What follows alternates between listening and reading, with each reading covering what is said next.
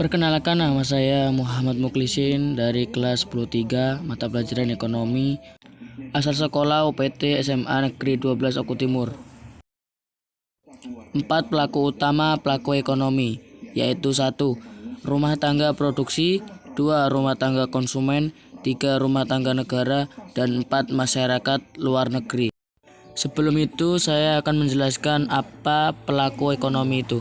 Pelaku ekonomi adalah orang atau badan usaha yang melakukan kegiatan ekonomi seperti konsumsi, produksi, dan distribusi. Diagram perekonomian 3 sektor. Terdapat 3 pelaku ekonomi, yaitu rumah tangga konsumen, rumah tangga produksi, dan pemerintah. Pemerintah memiliki peran penting dalam kegiatan perekonomian.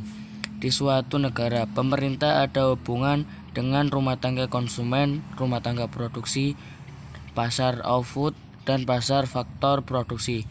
Hubungan antara pemerintah dengan konsumen diantaranya adalah pemberian subsidi dan jasa. Rumah tangga konsumen akan memberikan pajak kepada pemerintah. Pihak pemerintah akan memberikan subsidi untuk masyarakat yang tidak mampu, layanan pendidikan, kesehatan, keamanan hukum, dan lain-lainnya.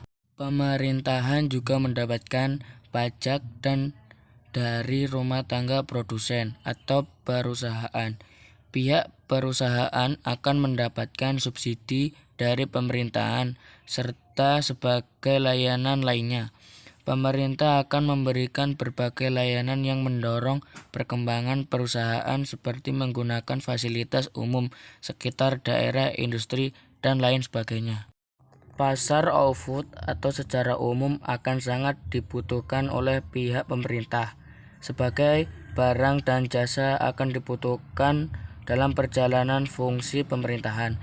Bisa dibeli di sana. Pemerintah akan membayar untuk mendapatkan berbagai barang seperti mobil, printer, dan kertas untuk digunakan di kantor-kantor.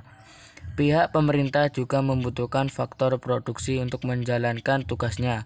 Pemerintah banyak sekali membutuhkan pekerja untuk dijadikan buruh, pegawai, dokter, polisi, dan tentara. Imbalan biasanya yang diberikan oleh pemerintah biasanya berupa gaji bulanan dan uang pensiun. Diagram arus kegiatan ekonomi 4 sektor. Kegiatan 4 sektor, selain ada konsumen, produsen, dan pemerintah, ada juga masyarakat luar negeri. Peran masyarakat luar negeri ini berkaitan dengan ekspor, impor, dan perdagangan internasional. Kegiatan ekonomi dilakukan diantaranya berupa ekspor, impor, barang jasa, serta faktor produksi seperti modal dan tenaga kerja. Ekspor barang dan jasa akan memberikan laba bagi negara penjual. Negara pembeli akan membayar sejumlah uang sehingga negara penjual menerima laba. Bagi negara penerima, mereka memang harus membayar, tetapi manfaat yang diperoleh adalah bisa memilih produk dari negeri lain. Impor barang dan jasa memang membuat negara yang melakukannya harus membayar.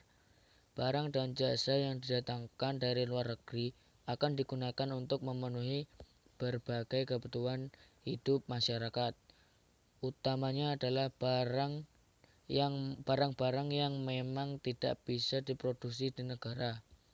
Ekspor dan impor dibutuhkan tidak hanya kegiatan dengan barang dan jasa saja. Kegiatan ekspor dan impor harus ada berkaitan dengan perpindahan faktor produksi.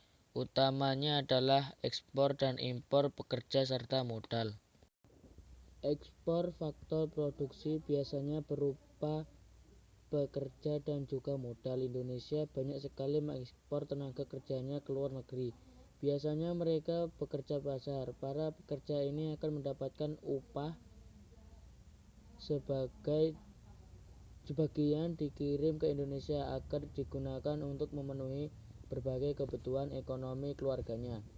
Impor faktor produksi juga banyak dilakukan oleh negara Indonesia. Negara ini mendatangkan para pekerja ahli dari negeri dan mereka mendapatkan gaji yang tinggi karena kemampuan mereka. Alasan utama pemerintah mendatangkan tenaga kerja asing adalah karena kurangnya SDM berkualitas yang ada di Indonesia. Demikian penjelasan dari saya, semoga bermanfaat dan saya ucapkan terima kasih. Saya akhiri, wassalamualaikum warahmatullahi wabarakatuh.